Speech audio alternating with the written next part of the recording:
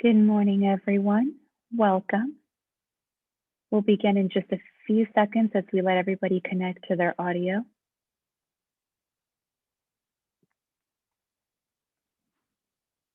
All right. Good morning, everyone.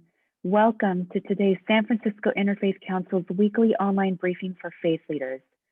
Today's topic, community chaplaincy for the traumatized and first responders. This session is hosted by the San Francisco Interfaith Council and supported by the Joint Information Center of the San Francisco COVID Command Center. Some housekeeping for today. Audio, video, and chat will be monitored and recorded for record keeping, training, and quality assurance. By default, all participants will be muted and video turned off to minimize distractions. For chat, to submit a question or comment, select the chat button at the bottom of your screen and send a message to Q&A. They will be shared with the speakers and panelists after the meeting for response. Thank you. Now is the time to come together, San Francisco. We've been through so much in the last year. Together, we can stop Asian discrimination, bias, hate, and violence. The COVID-19 virus has no race or nationality.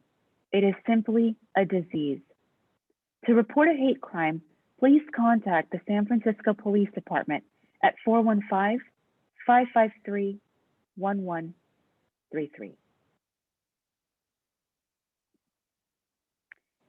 As of March 23rd, the state announced that San Francisco had met the criteria to advance to the orange tier based on its COVID-19 cases, hospitalizations, and other health metrics.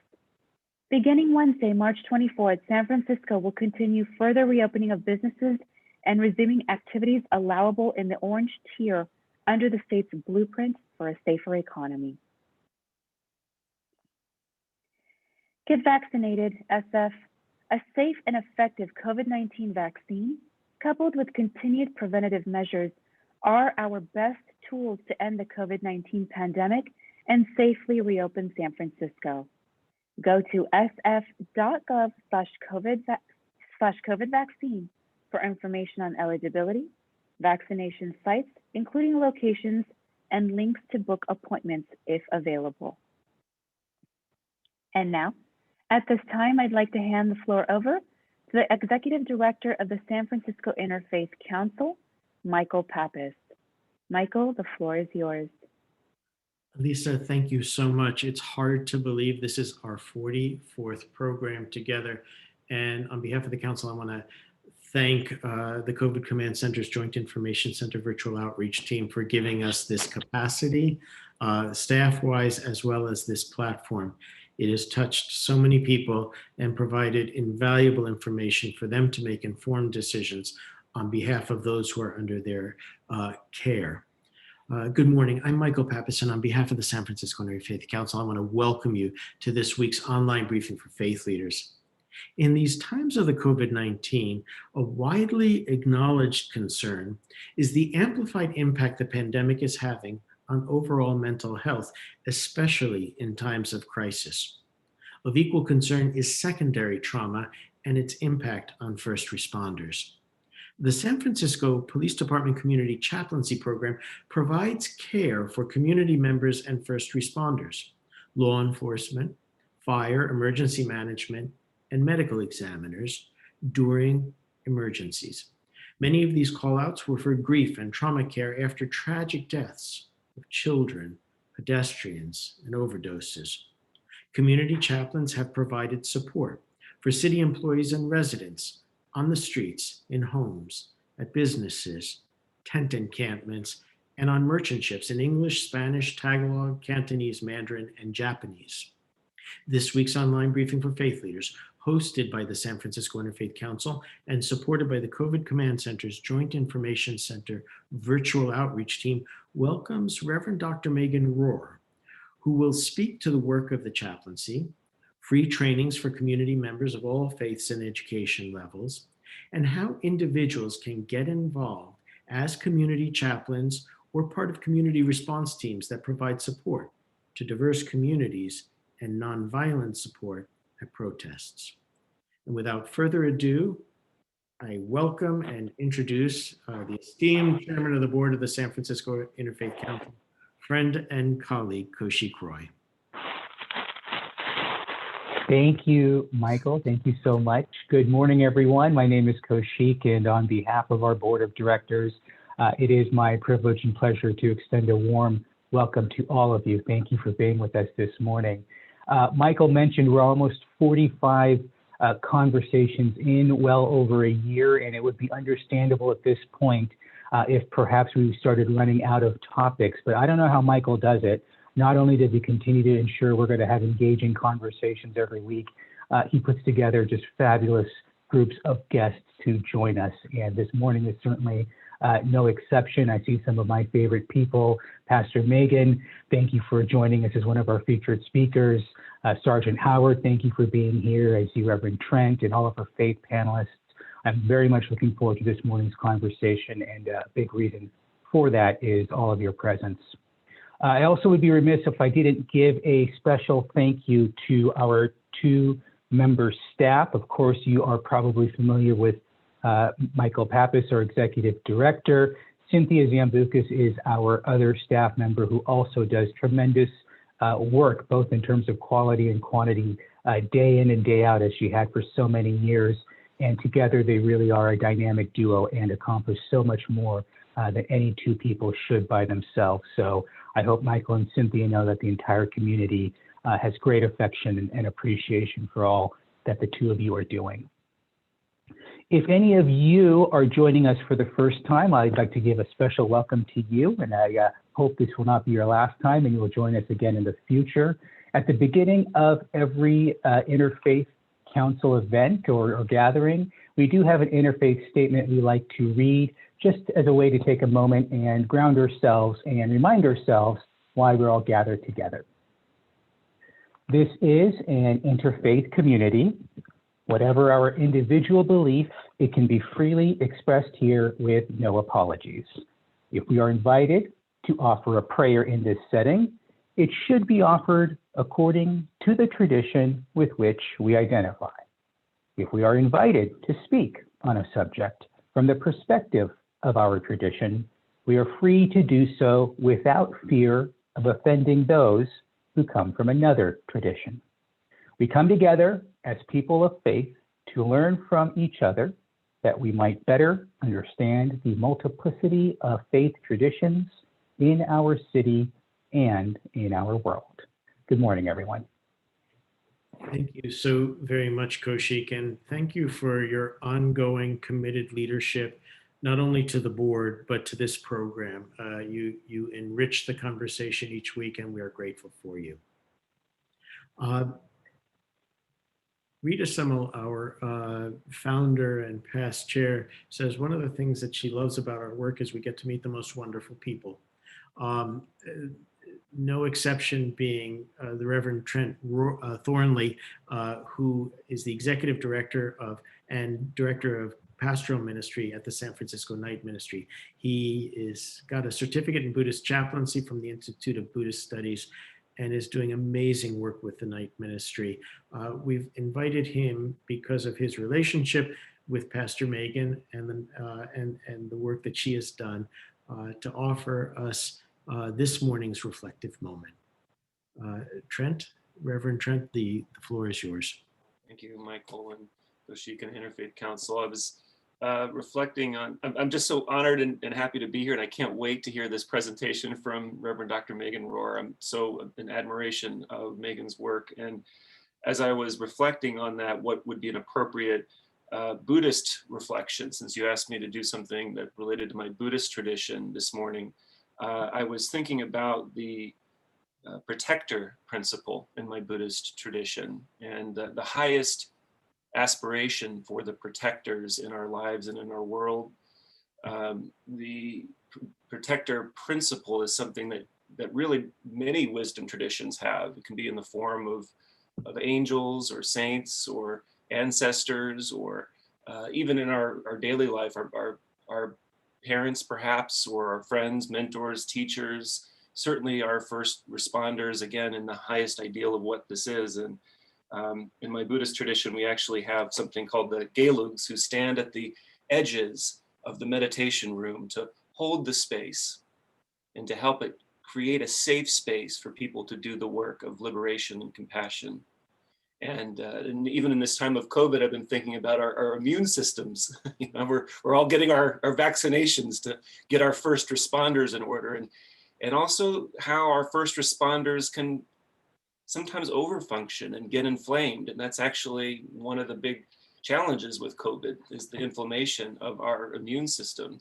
And so it was in that reflection, I was considering, how can we give some gratitude back to the protector principle in our lives and in our society? How can we give some care back to those who are the first responders caring for us in our body politic? And so I'd invite you to just join me in a brief meditation if you feel comfortable doing so. Just taking a moment to settle into your body. You might want to close your eyes or just softly gaze at one point. Just noticing the sensations in your feet and in your sit bones. Just resting on the body's frame. Allowing your body to naturally hold you in this space. Coming into your breath.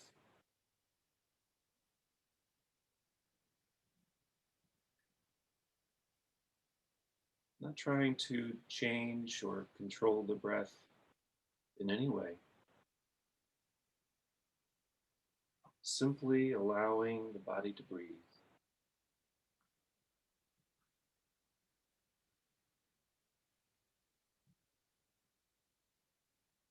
Trusting the body that it knows what breath it needs.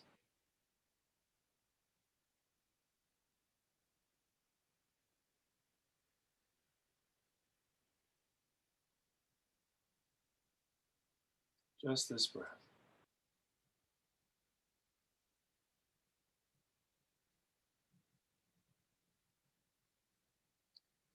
Calling to our mind and our heart the protectors in our lives, in our bodies, in our families and friends, and in our communities, the first responders.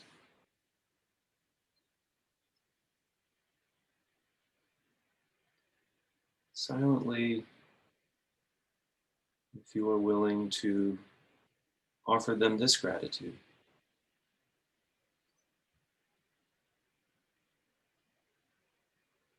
Protectors, thank you for keeping us safe from inner and outer harm. May you feel safe from inner and outer harm.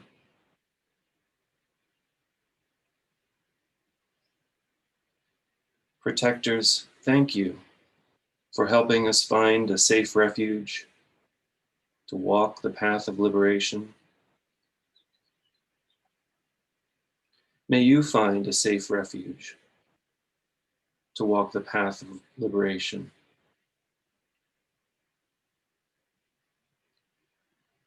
Protectors, thank you for inviting us to feel the warmth of bodhicitta, the heart of compassion. May you feel invited to feel the warmth of bodhicitta in your heart, the heart of compassion.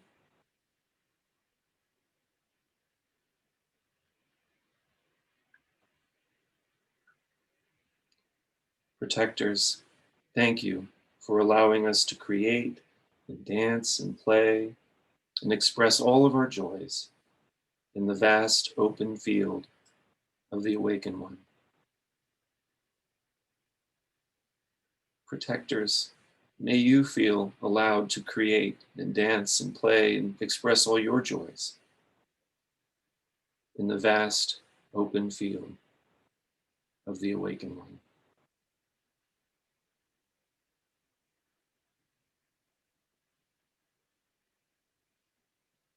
May it be so. Thank you. Thank you, Reverend Trent, for this reflective moment and for giving us the foundation to discuss a not so easy topic today, but an essential topic for us to discuss. I am a firm believer in providence and those little taps that we get on our shoulder from a power that's greater than us to remind us of what we're supposed to be doing. I got one of those taps just yesterday. In speaking to my eldest son, we were talking about the conditioned behavior that we've all kind of had to shift into over the last year, the isolation and the impact that this pandemic is having on greater society. And he raised to me unsolicited that one of his concerns was about people's mental health moving forward. And I thought about that because oftentimes in our little world here, we can speak in our own little bubble, in our little echo chambers. But I think that, we are in this same sea together, different boats, but it's having impact on us. And we are very, very grateful for our speaker today, the Reverend Dr. Megan Rohr, who wears many, many hats, and I've known her for many years, and she's got a closet full of hats. One of them is pastor of Grace Lutheran Church, and the other is community chaplain coordinator for the San Francisco Police Department. As we were preparing for the program, I mentioned to Pastor Megan that this particular show has the unique distinction of being born out of another program we had. And that was with the Director of Emergency Management, Mary Ellen Carroll, when a question was asked by the Reverend Jane McDougall, one of our faith panelists, about this very issue. Out of that program 2 weeks ago began a conversation, and Pastor Megan was central to that conversation. And she pulled out this slide presentation, and I said, she needs to share this because this is that important. And so we welcome Pastor Megan and also the San Francisco Police Department Sergeant Art Howard, who will assist her in answering some questions. Pastor Megan, the floor is yours. Thank you so much, Michael, and everyone who has gathered on this fine morning. I know that there's lots of options, including sleeping in, that people could have had for this morning. And so I think it's a testament of our care for San Francisco and for each other that we all showed up. Kind of the number one characteristic of chaplains, particularly those who are serving the community, as Art and I often say, is showing up, like being a person who answers the phone, who shows up on the street and is able to do that. And I'm equally delighted that our speakers following me will be joining us. We have Father Michael Quinn, who has served as a police chaplain much longer than me and often is my chaplain cohort. And you can imagine us going together to calls to care for the full spectrum of diversity in San Francisco. Pastor Sonia, who has done such extraordinary work in the Sunnydale neighborhood, and they really had their own chaplaincy going, and all we really needed to do is to say yes to the ideas that Pastor Sonia and her community have, and to try to be available and add support when we can, because so much of this great work has been throughout the history of San Francisco. And of course, Pastor Monique, who is a part of what we think of as like a community response team, which means that our focus in the SFPD community chaplaincy is on the first 72 hours after something that might be the worst day of someone's life happens, and the ability to know that there are such fine faith leaders in San Francisco that we can refer folk to, who are doing kind of the long-term work and showing up every day for the community, is part of the only reason we don't get burned out or stretched too thin. And so I'm delighted to be able to kind of speak on behalf of such an inventive and insightful group of chaplains throughout San Francisco. In my personal background, I started doing chaplaincy work here in San Francisco in 2002, 19 years ago, if you can even believe that, and caring for the homeless and hungry near Polk and Sacramento Street in Old First Presbyterian Church as a coordination of an interfaith gathering of people from the Unitarian Universalist to the Christian Scientists, folk who just work together to eat with the homeless and listen to their stories. And that work really grounded me. And Sergeant Art Howard, who is here, really has a heart for caring for the city of San Francisco, caring for first responders, and is a part of the behavioral science team, which not only does things like addiction recovery support and suicide prevention for the police department, but the day-to-day kinds of trauma care. If you, during this kind of year-long pandemic, year plus now, found yourself overwhelmed at times, found yourself maybe checking out at other times, experienced some of those long-term trauma effects, Art reminds officers that the average citizen has about 20 significant traumatic experiences in their life. A police officer will have over 200 in their lifetime. And so the feelings that you're having gives you kind of a small taste at what first responders were living with pretty much every day when they went from emergency to emergency. And to be able to be a part of that team that cares for other folk, for me, is very important. I also think if we put some of the most difficult moral decisions on any job, that it's up to faith communities to be there to help people wrestle with those moral decisions and with any sort of moral injury that comes out of those decisions. So it's personally a great honor for me to be able to care for first responders and to be able to care for the community who is interacting with first responders, maybe in an unchosen way in the midst of an emergency. But for those of you who don't know what we're up to, it's by intention that we try to stay out of the papers, right? Caring for people during their worst day is not about us. And so our hope is to care for those who need it, but not necessarily always seek attention. But during this time of sheltering, you might be interested in knowing some of the stuff that we've been up to. And so I'm going to share just a few pictures that kind of lets you know the scope of the work that we do.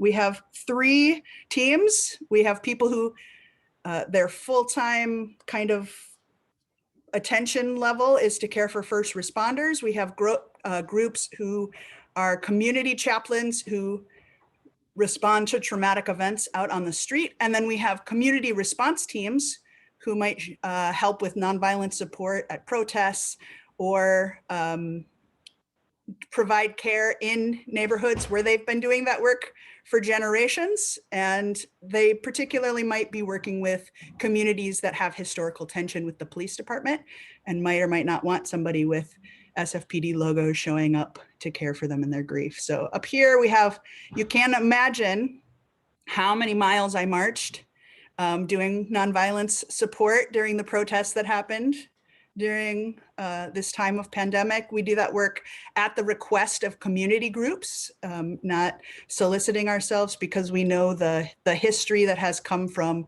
some groups, particularly in the 60s and 70s, having members of law enforcement come to their protest without permission or pretending to be something else. And so these are specifically groups who wanted safety support and providing nonviolence training. Up here is a newer group that we've been caring for because some pastors have been sheltering in place or either have themselves risk factors for the coronavirus and needed to stay home and shelter, or lived with loved ones who needed them to stay home and shelter. We've also taken on some of the chaplain responsibilities of other groups. This is actually a call to care for folk on cargo ships and with Homeland Security and with the Seafarers Union to care for folk who experienced one of the worst days of their life while at sea. And then because of the shelter in place rules, weren't allowed to come off of their ship to get care. And so we could go and I could bring a chaplain with me who spoke Tagalog, which is their native home language, and to give them news about what was happening in the Philippines and to just provide trauma care support. This is a group of chaplains who have been providing outreach and care for folk during the hate crimes that have affected the Asian and Pacific Islander community in San Francisco. We also do a lot of work in the Castro with the LGBTQ community, and our hope is in the future to, be able to have teams that are able to respond and provide care in Chinatown, in Japantown, in the Bayview, and in the Sunnydale, and to be able to have very culturally specific care.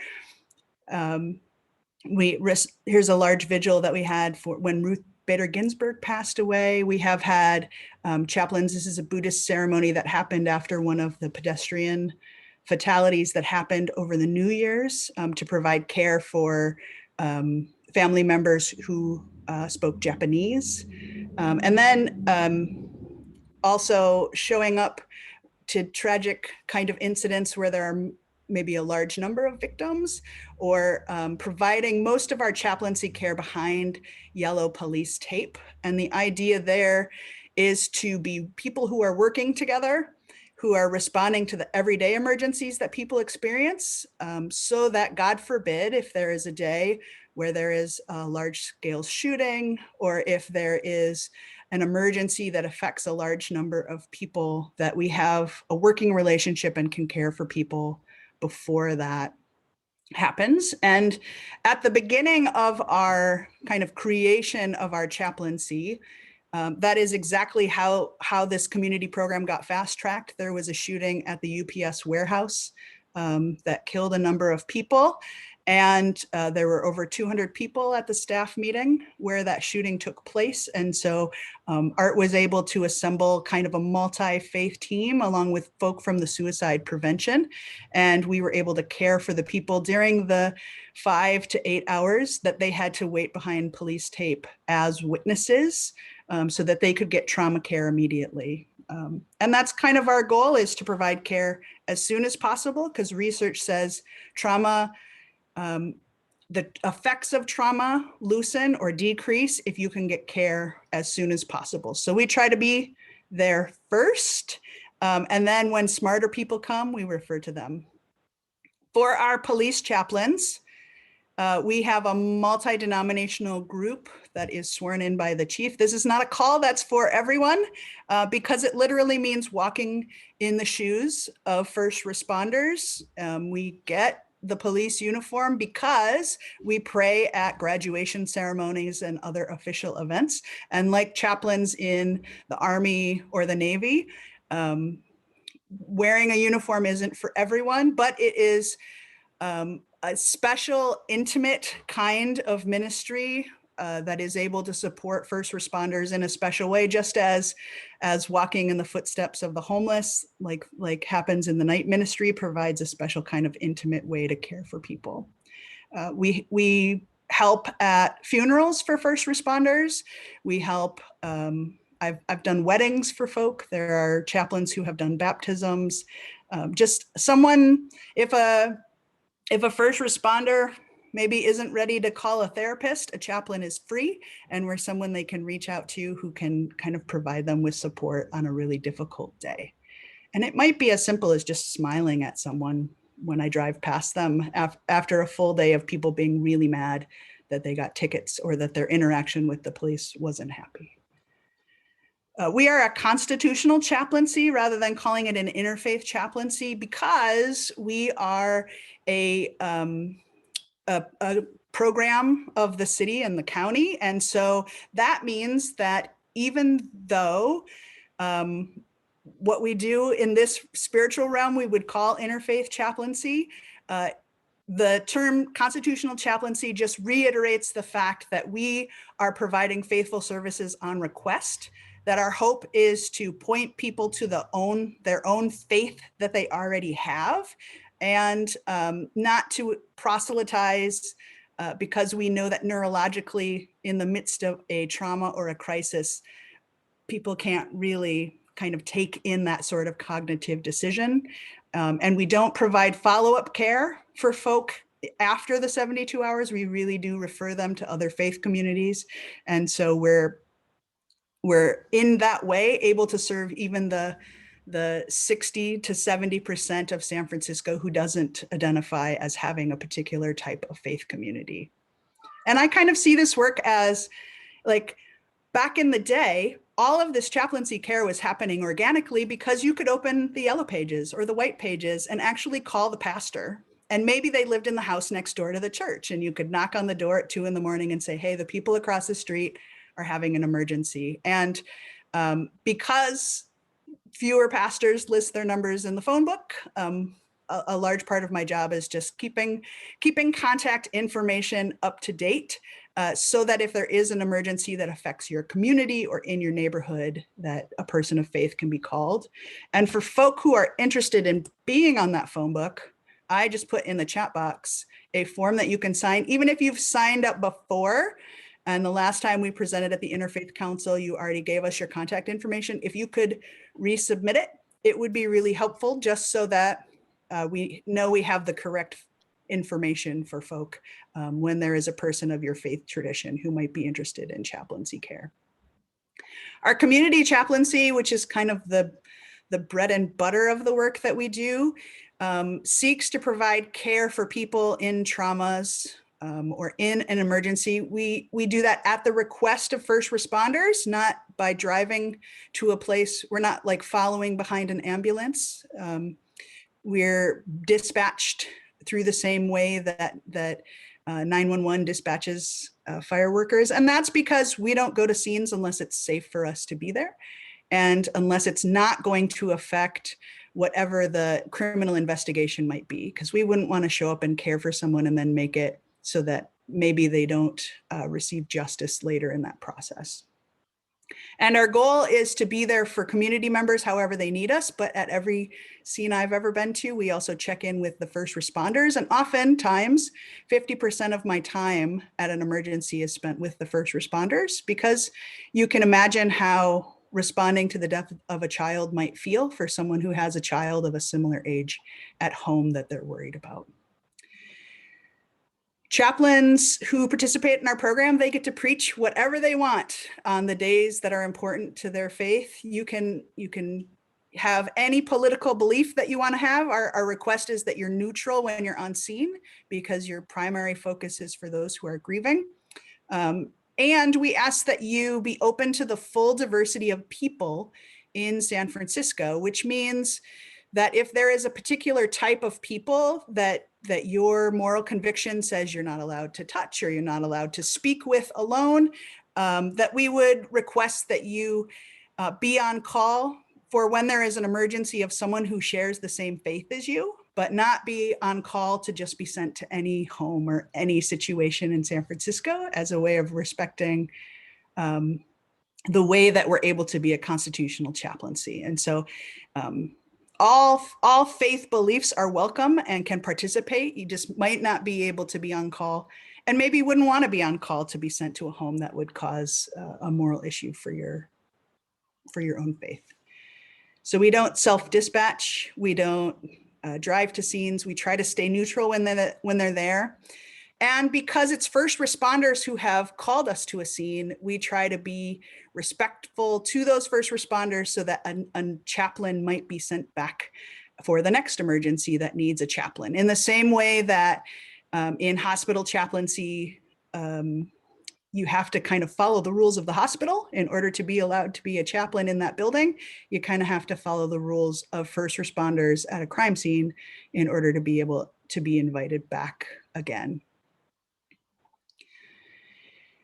For community chaplains, there is a rigorous background check process, because people are working with first responders, because you might be called to someone's house. We want to make sure that we're doing the best we can to make sure that folk are able to do that and safe to do that. So we do live scan background checks. We have people do supervision hours with the medical examiners, because getting called to a crime scene where there is a death might not be everyone's gig. You might find that you can do it, or you might find that you can't do it, but it's better if you figure that out inside at the medical examiner's office than in someone's house while they're grieving. We get a lot of first responder feedback. And if you don't want to go through the full training of working with our community chaplaincy group, but you're already connected with a different chaplaincy, like you volunteer for Sojourn at San Francisco General, or you're part of the night ministry, we have a protocol for vetting outside chaplaincy groups. And so if you're like, I've already got more CPE credits than you, Pastor Megan, that's a valid point. And we have a process for kind of giving a thumbs up to the experience that you already have, while still making sure we can say everyone's been vetted. We also provide wellness support for our chaplains, because if you're going to scenes that was so hard for a first responder who sees these scenes all the time that they need help, then vicarious trauma is something that you might also experience. And so we have access to some of the therapy EAP support that San Francisco police officers have. And when it's appropriate, chaplains are included in debriefs about that situation to try to get self-care to people so that we avoid burnout the best we can. We have some access to other referral units. And because this police department has a community liaison unit who follows up and makes phone calls to help with funeral arrangements and other things that victims might need, and the Department of Public Health has a similar team, then we are able to really know that after the 72 hours that people are still being cared for.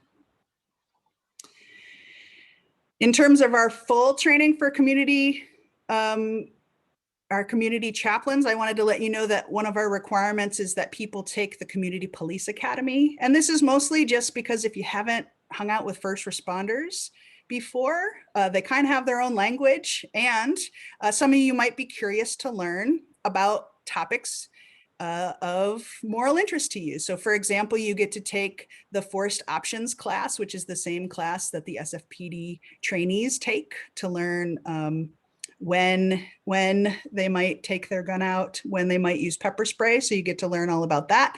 But you also get to see how first responders respond to emergencies. And so that can be really helpful prior to going behind yellow tape.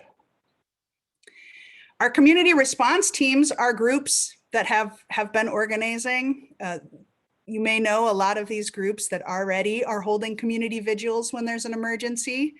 I've helped train thousands of individuals in nonviolence and safety at protests. If you see me at the front of a protest, it's because someone asked me to be there in my role as a chaplain for the police department. I can help answer some questions, and the questions I don't know the answer to, I can ask members of the SFPD to let me know what is kind of within the parameters of what is allowed in San Francisco. We provide a lot of support at community vigils. We liaison with groups who are providing spiritual support to others during times of trauma, and have also done some work with communities that have experienced historical tension with the SFPD and provided support after hate crimes. And you know, our hope would be to be able to have more of these community response teams to support the work that's already being done the best we can, because, you know, I work 20 hours a week for the police department managing this chaplaincy program. And so the more folk who are already doing this work just want to get access to resources, the easier it is for us to care for the full city. So that has meant a lot of protests over the last 4 years. This is a vigil for the Ghost Ship fire, which I actually responded to care for community members who had lost loved ones in that fire, including a member of the San Francisco Police Department who had a child die in that fire. One of the other things that was a highlight of my life was to be able to partner with our police chief, who really wanted to listen to the concerns from the LGBTQ community. And so I worked for about 6 months researching some of the historical injustices that had happened in that community. And along with Commander Teresa Ewens, was able to be there when the chief provided a formal apology and a request for forgiveness. And for those of us who are hoping that our city will always be ever evolving and seeking more justice wherever we can, to see an apology happen. I don't know how many people have ever seen a police chief ask for forgiveness in a public forum, but as a chaplain, it was a really beautiful event to be a part of, beautiful to be a part of the follow-up after that. And that event, you might not know, also was followed by an apology from the San Francisco Examiner, who had also participated in some of the difficulties that LGBTQ individuals had faced in the 60s and 70s. As a part of this work, I have served on the executive work committee to help change 3 department general orders to help the city's policies reflect our heart for diversity. And particularly because the SFPD has over 50% of their employees are individuals of color, to help kind of match the love that folk have for the full community of San Francisco, but to have that also reflected in policies has also been a great honor to be able to be in some of the rooms where people are trying to decrease bias as much as possible. And I think the next committee I'm on is to help with the redrafting of the general order on hate crimes. And so I wanted to make sure that folk kind of know the full breadth of what's happening. So we care for first responders and are fully present with them. We care for community members when there's trauma. And we seek to be in spaces, and this is modeled after what they're up to in Baltimore, where we can care for people on both sides of protests, so that justice can really become a palpable thing in this city. And anyone who's interested in joining us or learning more about it, I'll put a link in the chat in just a moment that is for our next upcoming trauma training, which is on April 17th. And if you're not available for that training, we can let you know and put you on the email list for the following trainings after that. We provide best practices and death notifications and some of the best practice models, not only for talking about trauma, but how to translate talking about trauma between different types of jobs and different departments in San Francisco. So that's kind of a quick summary of what we're up to. And I think some of the folk who will speak next will speak both about their own interactions, but also what we hope to become into the future. Pastor Megan, thank you for this comprehensive and engaging presentation.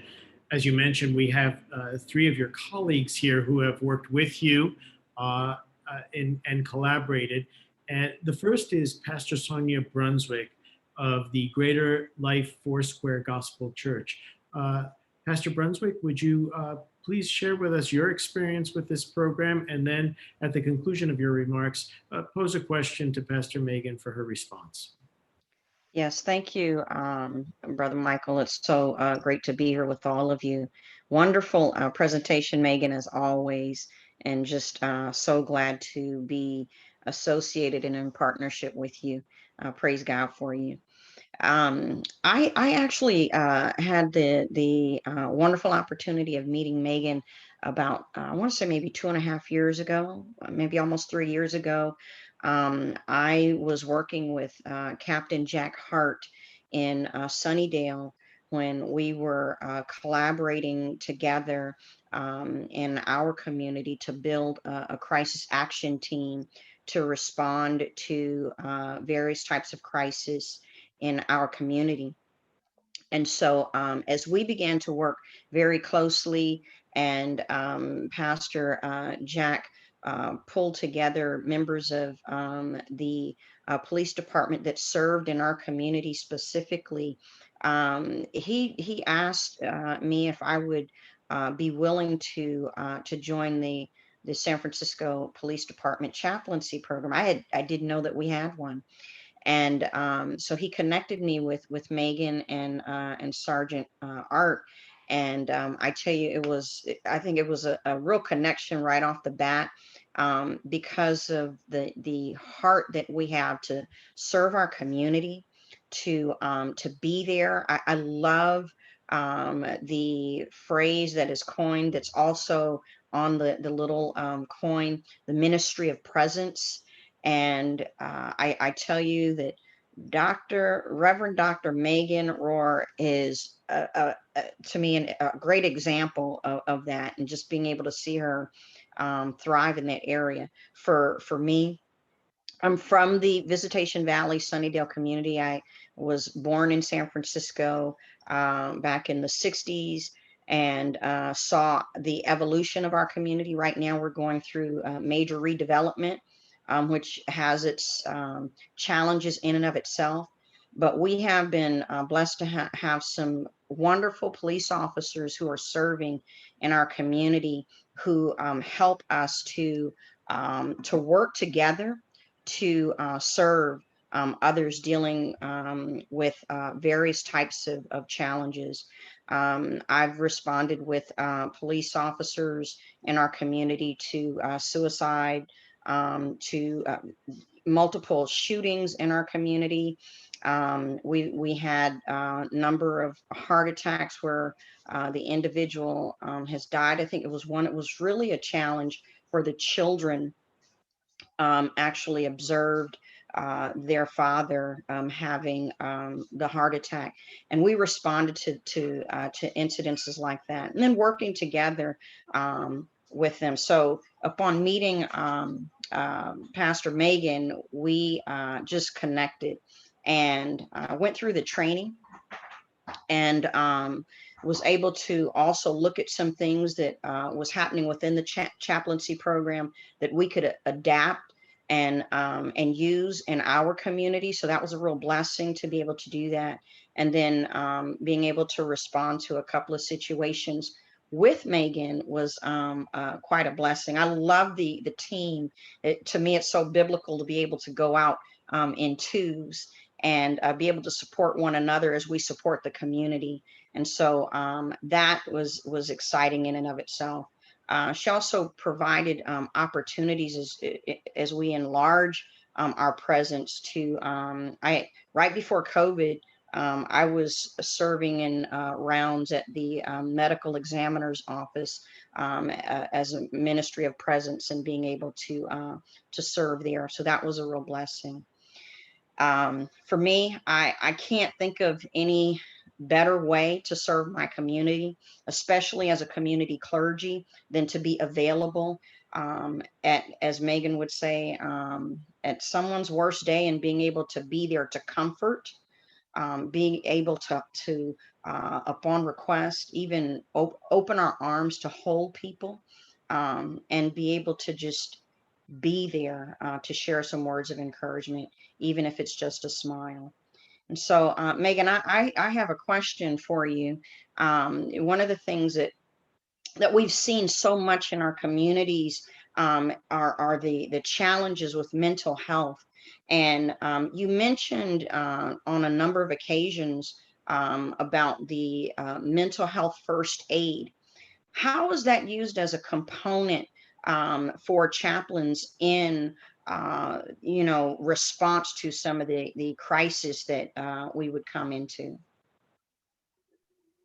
Yeah, thank you for your question, and I couldn't be more grateful for the work that you do, because you really have been living and showing up for your community far more often than you get call outs from us. And so it's just such a wonderful thing to have people who are connecting together and able to kind of really show up for their community, whether or not they get fancy awards for it, which you've also gotten.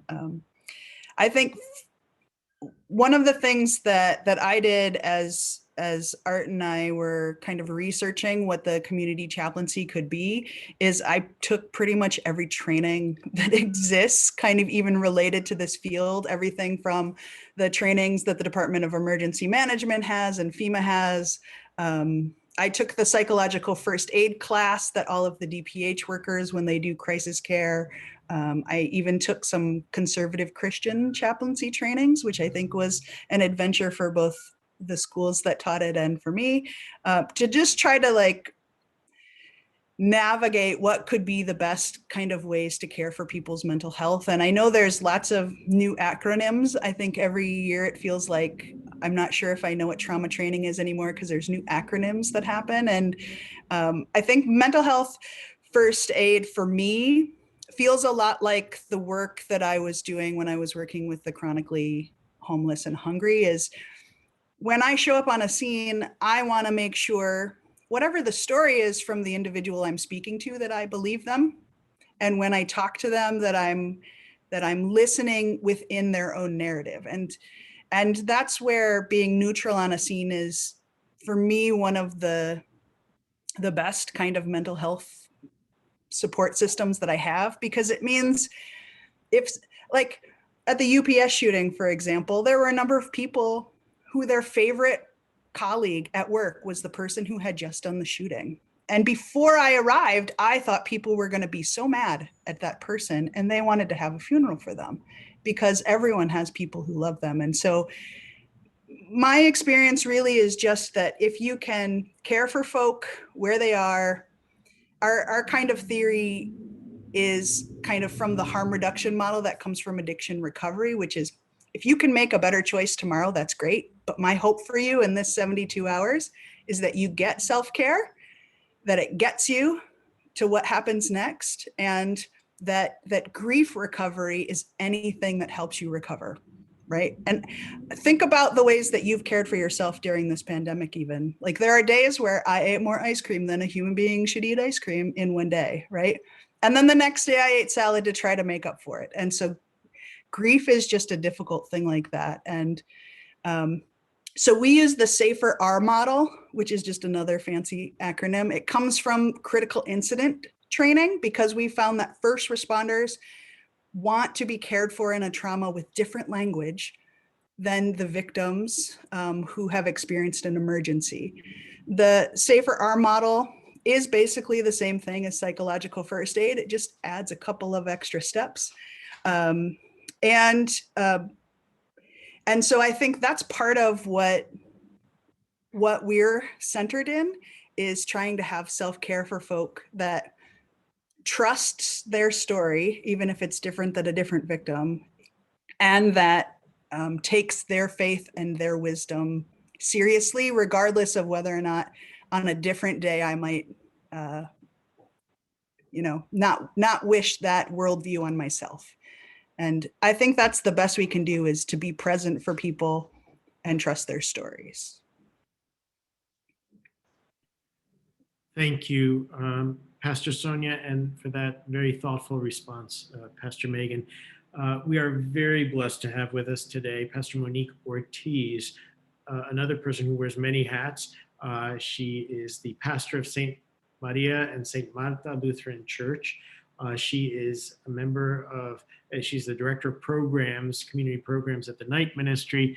And we are blessed to claim her as a member of the board of directors of the San Francisco Interfaith Council, who brings a unique presence and selfless ministry to everything that she does. Pastor Monique, the floor is yours. Thank you so much, Reverend Michael, and thank you, Reverend Megan, for the incredible work that you do. You and I go back to our night ministry days. And thank you, Reverend Sonia, as well, for your work. And you're talking, I hear the word ministry of presence. And that's really what, in my 13 years almost with the San Francisco Night Ministry, it's really the core of the ministry for 56 years now, has been one to go out into the community in the middle of the night to provide exactly this beautiful ministry of presence to not solely to our unhoused siblings, but to anyone who's out in the streets, the young pre-COVID times, when they're out having fun and outside the bars, we go inside bars, we go to coffee shops, bus stations, anywhere and everywhere, just to talk with all kinds of folks. And we don't invite ourselves into people's lives. We just walk, and people just, I think there's just so much hunger for that human touch, for to be seen, a lot of questions, whether they're theological questions or about life or prayer. You know, we sit on the sidewalks and talk to our folks. But really through COVID, we all know that our unhoused siblings, you know, you talk about trauma and being protectors and our protectors as well. I loved Reverend Trent's beautiful opening and meditation. But I just feel that, you know, my concern, my huge concern, and for many people too, there are incredible agencies and groups and organizations and faith communities who really care for our homeless siblings and the hungry. I just see that there's just so much more of a need of community response teams to be out into the community, to be walking the streets, to be able to just sit with our folks, to give them that hope, because many of them are in a chronic state, I would say, of trauma. You know, you talk about minimizing trauma and providing spiritual care and the mental illness. I mean, we've seen so many more deaths from overdoses through COVID. The Interfaith Council, along with other groups, as you know, we have our annual vigil for homeless dead who have passed away at the end of every year. And the numbers just keep rising and rising. And I'm just wondering, Reverend Megan, how, I mean, you said that your hope was to create more community response teams. How do we do that? How do we reach out to faith communities, to organizations? How do we form more community response teams to be walking the streets of our city and to be present to our most vulnerable of our siblings? Yeah, thank you. That's a wonderful question. And I think I had a conversation with Chief Scott prior to COVID, where he kind of had this desire that if it was possible to connect with communities of faith, that every time there was a death in a homeless encampment or on a sidewalk where it felt like people didn't have the same sort of community connections because maybe they're traveling or whatever is happening, to be able to have faithful people that could be on call to provide grief support. And that really fits in with how I see the future of our chaplaincy being, particularly as we develop our phone book and our Rolodex about how people want to be caring for the community. Is what if this community chaplaincy was how you were able to access a chaplain if you died anywhere other than in a hospital, right? So right now, that's the primary place that chaplains are. And it would be so wonderful if, regardless of your social economic class, that if you were interested in the support of a group of people who could help you with grief or help you reestablish connections with your faith or whatever the support is for that neighborhood, that we would have a team with a team leader and we could call them up, and maybe, you know, the team leader for the daytime checking in on the streets is a particular individual who just feels really good at having a phone tree and checking who is available for service that day. It could be that the thing we're able to provide is training or the connections to be able to to build relationships with the first responders who would be the ones who know when there's a death, to be able to call the person. And I think Pastor Sonia is a great example of that. She had a great relationship with Captain Jack. And what happens when there's a new captain, right? How do you reestablish that relationship? And I think that's part of what our chaplaincy is able to do, is each time there's a new captain, we could have a meeting where everyone gets to meet the new captain and they understand what great work is. And for first responders to be able to say, we did background checks on these folk and here's their ID so they can park nearby and be able to serve people, I think is just really good way to build trust. And so my hope is that anyone who's interested in serving in that way, like fill out our form or email me, Google me, whatever way that you are able to like let me know your interest in that. Like I would love to put a meeting together of all the folk who want to reimagine what care to homeless individuals or hungry individuals, or if there's a Spanish speaking working group or a Bayview working group. If there are ways that I can direct them to the resources they need to be even better at how they support communities, then that's, I think, the best that we could do. And if there's not a person who can be the head of that phone tree, then that's me, right? If all you needed was someone to call you so you could show up at that, then I can be the one who can help call you to show up at that. And during the shutdown, particularly as a number of our faith leaders live in places other than San Francisco, we have been able to provide that. And so there was a death that actually was across the street from Glide, but the pastors were working from home because of the shutdown. And so they could be called to come in, but it was going to take them a while to get there. And so I could care for the community that was having an impromptu funeral around tents.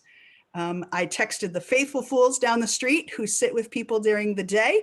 And then I contacted the night ministry, who then went to that same tent as soon as 10 p.m. came around, and were able to check in on them later. And so I think right now it looks like referring people out to the groups that are already doing incredible ministry. And in the future, I hope it looks like being able to quickly communicate with folk so that they can respond and provide that care that is so needed for every social economic class, regardless of their membership connections to faith communities. Pastor Monique, thank you for asking that question. And by way of response as well, the recording link to this program will be sent out to our 5,000 e-subscribers today by day's end, as well as the slide deck and any resources that Pastor Megan would like to share with the greater interfaith community. Hopefully that will engage people. Our final faith panelist is Father Michael Quinn, San Francisco Police Department chaplain, and he's the pastor of St. Brendan's Church. He joined us after morning mass this morning. Father Michael, when I hear the word St. Brendan's, I have to confess that I think of one of the co-founders of the San Francisco Interfaith Council, Father Jerry O'Rourke of blessed memory, who was a dear friend and mentor to me personally, but I know that St. Brendan's was his spiritual home, and he remains very much in my prayers, especially today. Father Michael, we welcome you and we offer you the floor. Thank you. I want to thank my colleagues and thank Megan for really this community chaplaincy started even before. Thank God for Megan's coming upon the scene, because Megan's incredible energy has taken it to a new level. So I want to thank you for that, Megan. Before that, I was with Art and Catholic priesthood. One thing I learned was that Catholic priests are the most difficult to find if you need community resources, because they're kind of stretched thin. And so it was kind of, and I'm glad again for my colleagues in the ministry. One of the things I do want to talk about is that, again, that ministry of presence where we, I'll go back to the UPS shooting. You know, a request went out that day for clergy for a multiple casualty incident. And I don't know where that request went, but it didn't seem to go. And so hopefully, and that'll be the question I'm going to try and ask Megan at the end, is how are we going to handle a mass casualty incident in the future? I have no idea what happened to my machine. So anyway. You're doing great, Father Quinn. Okay, good. So the thing is, we had the mass casualty incident, and with that mass casualty incident, one of the big things was, you know, not many people showed up, and it did. I kind of expected it to be like everybody would show up. And I have to confess, I was even disappointed in the Catholic Church because I started making individual phone calls. So, and one fellow showed up, but when when an earthquake happens, it's going to happen like 5 minutes ago. And one of the things that I think community chaplaincy was built to do is not only the underserved in our community, but also there will be a mass casualty incident in the future, and there are going to need to be chaplains. One of the things we've realized, and I think that Megan will endorse this, is the tremendous trauma that attends for every police officer. For police officers to go from scene to scene to scene, it's very difficult for them. And so we're not only, so we serve as a resource to them, but then they said, well, there's hurting on both sides. If there's an officer involved shooting, there's not a single shooting where the officer that is involved has ever sauntered into the debrief session. There was one gentleman I recall very vividly. He was involved in a shooting, and he was an Asian American, and he was married to an African American woman who his two daughters looked more like, I guess, mom than dad. And the lady he happened to shoot happened to be African American, and in his mind, he hadn't slept by the time we had the debrief for days because he kept thinking he was shooting his wife, he was shooting his daughters. And I think that cumulative trauma, that's what's happening to the officers. So when we arrive on scene, truly the ministry of presence is, we kind of take that, we not only minister to them, and they may take an extra dose, and that there are vehicles to help them. But that same trauma might happen to the individual honestly the person who's either the victim or the perpetrator. Everybody, when they were slapped on the butt as a child, forgive me, but they're good kids, but for the sake of God, we would be in any one of these categories, whoever knows. And I think it takes that non-judgmental heart. I think, Megan, you did a good job of stressing that, a non-judgmental heart, and really an outpouring of where we essentially, when we look at anyone who needs help. I remember we went to another scene where a woman discovered her son, and actually you could tell the son had been dead for a couple of days. They do well-being checks, and the mom just lost it. And so she was very much promising suicide and all that. So that required, because it was in the hearing of everyone, that required a 50, what is known as 51. So it's like a psych hold. So there's that mom's pain, and you had to deal with it as pain, not as this person is kind of lost it. You try to understand, how to, forgive me for, I'll put a little religion on this, but how does a mom feel holding her child's dead body? How would that feel? And I think all of us in the ministry of, as ministers, we're supposed to promote love. We're supposed to promote unity. We're supposed to promote fraternity. Try to walk. Again, I thought that was well done when you said that we should walk with the people.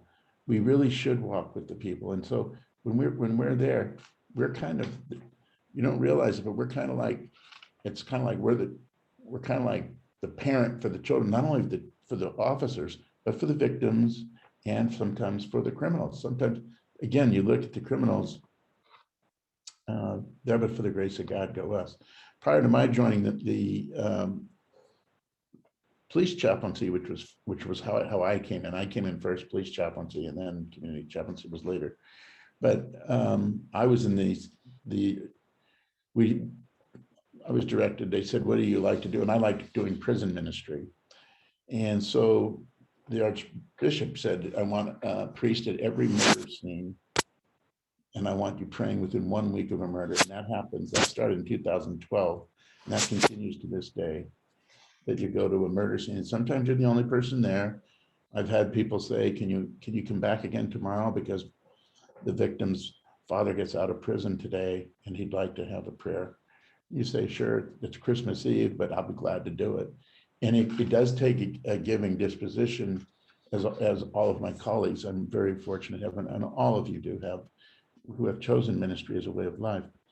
But that ministry of presence, non-judgment, and you have to kind of be willing to throw it all out there. And I think that that community chaplaincy is an excellent way. And I do think that the training of, as far as learning a little bit about both sides, education is always, edifying. But probably the question I'd like to conclude with is, and this was really for Megan, but for Megan, because Megan will be taking the lead because of the community chaplaincy, probably for the city, and she'll be working with Interfaith very, very carefully with Marguerite and everybody else. So, and Mr. Pappas, that where do you see the community chaplaincy in terms of the next mass casualty incident? Thank you, Father. And Father Quinn is one of my most often at the same scene with someone, and it's always lovely to have that spectrum of what people think they might be getting from a chaplain, to see someone with piercings with someone who looks so much like a priest. And sometimes when I go with people who have more piercings than me, then I get to look like the priest. But it's just such a lovely thing to be partnered in ministry with you. My privilege. In terms of mass casualty incidents, our plan is to, when it's safe, when requested by the first responders on the scene, we meet up in the space where victims of the tragedy are gathered. The trained community chaplains would really work to care for people's kind of immediate trauma needs, which might be just drinking a glass of water, remembering the last time they ate, and calling their loved ones to let them know that they survived, and maybe to explain to them what media demands might be coming for them in the next couple of weeks, whether or not they want to say on Facebook they were a part of something, and how many phone calls that might mean for them later. So there would be a team of our community chaplains, the ones who went through all that rigorous training that I talked about. They would be the folk who would be caring for folk behind the yellow police tape. And then in a larger emergency or tragedy, there's also something offsite called the Family Assistance Center. And that's typically run by the DA's Victim Services Office. And they provide things like connections to the Department of Public Health and information about what next steps might be for them, and people who can really lead them through that longer term work. With the Ghost Ship fire, 140 some people believed they had lost a loved one in the fire, and there were only 40 plus victims in that fire. So it can be a really large group of people who are waiting to hear if their loved one died, and a really robust kind of communication effort. And so my hope would be that there would be folk who could provide mutual aid and chaplaincy support, who could provide support at the Family Assistance Center for the people who are waiting to hear what happened. The thing that would be, I think, wonderful is there's always this time in between not knowing who has survived and who is injured and what is happening. And when it's appropriate to share that information directly with the DA's office so that they could know, oh, we have your loved one, they're just being held for questioning right now, like to decrease some of that worry for people when it's possible, I think could be a huge kind of communication step. We also, like the example of when there were multiple car accidents out by Lake Merced and a pedestrian who had died. One of the first things that I'm able to do is I know which hospital the ambulance is heading to. And if I know people would like to have a chaplain, I can text the hospital chaplains who are on call, who then are there in the emergency room prior to the ambulance arriving. So I think that level of coordination is really important for an incident like that. And then I'm imagining that afterwards, so imagine we all show up in our San Francisco interfaith glory, right? And support the community for the tragedy. Then we could also come together for a debrief afterwards so that we could have care for the vicarious trauma that we might have taken on from the stories that we've held, from the ways that we've shown up for people, and to have a group of people who could meet. Our hope is to meet once a month when we're able to do that in person, or if we're still doing that online for a while, to have peers who can check in on each other, who can just say, how you doing? And in the Sacramento community chaplaincy, they have a code word, which is pie. And so if you ever call someone and you say, hey, let's go out and eat some pie, it means that you're gonna maybe prioritize that phone call because that person really needs trauma care for themselves. And it's a way of asking for help that you don't have to ever say the words, I need some help. And so my hope is that we'd be more efficient at being able to respond both inside police tape and outside of police tape, and that we'd be more proactive about caring for each other and checking in with each other after an emergency happens. And God forbid that ever does happen. Because I know that if, as a parent of someone in the San Francisco school district, if something happened in the San Francisco school district, we'd all want to help. There's other incidents that maybe not everyone feels like they can help for. But navigating how to have the credentials to be able to help in a school prior to an emergency is one of the places where the background checks and having a city ID that says you're working with the chaplaincy could be really helpful in advance. And so that's some of the steps that we're taking. And I think even farther into the future, kind of the larger dream, because we're people who pray, you can pray for this for us. We'd love to have a CPE program, a clinical pastoral education program, particularly because so many CPE programs are a part of faiths that are predominantly white, to be able to have credentialing so that community groups who have been doing this forever and organizing in the Bayview could get the credit they need to be able to apply for those fancy hospital jobs, or for other spaces where being a chaplain pays a little bit more lucratively if you have units. That if there were ways that we could prioritize training chaplains of color so that we could really truly support the full language and the full skin tone diversity of our city, that's what I think would take this program, not just so that we're caring for the community, but that we're caring for the faith leaders who deserve the recognition for all the work they've carried for generations. Pastor Megan, I know that your dreams and aspirations are realized. So these are not just words out there, but I think that the cogs are moving and these will happen.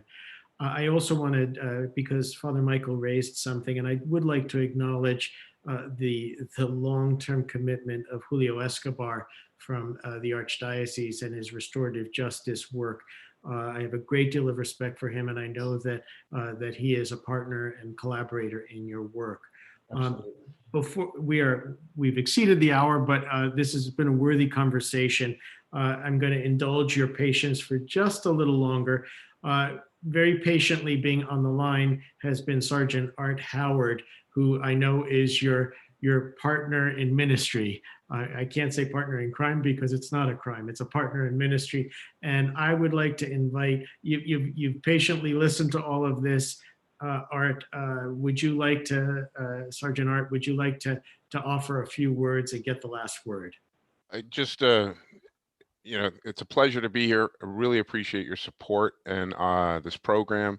It was a dream, just sort of that came out of, seeing our officers exposed to this trauma. What can we do for them and the community at the same time? And Megan and Father Mike have been my A team. Like, answering the phone in the middle of the night and responding. We have a CERT team for our officers, and it's hard for us to get those guys out in the middle of the night. So to have these folks are officers. So when I have volunteers that are willing to drop everything and take care of the community, that means so much to myself personally. But what tells me this program works is when I hear officers say to the chaplains, "Thank God you're here," when they walk on scene. You know, here's the scene, you know, his family having the worst day of their life. These chaplains show up and really take that load off of the officers, and, you know, so that they can do their investigation, so they can go to the next run knowing that they've left a resource with the family. So, and, you know, the medical examiners, really, they were the impetus for all of this, because they are really not cared for. They're exposed to all this, and they've had, yeah, after there was a murder of a family of 5, and a week later, 3 MEs, you know, had stress injuries just from that one incident. And so it really told us that we needed to take care of our brothers over there, and brothers and sisters in that agency. And so, you know, I just want to say thank you, thank you, thank you for all your support. And it really, you know, I'm excited. You know, Megan really, you know, like Father Mike said, really has this energy that's contagious. And, you know, we really would love to, you know, I'll end with this. You know, San Francisco is a world-class city. You know, why not have a world-class, you know, street chaplaincy, you know, for the community? And I think it's there. It's just really codifying it and networking it. And so, thank you so much.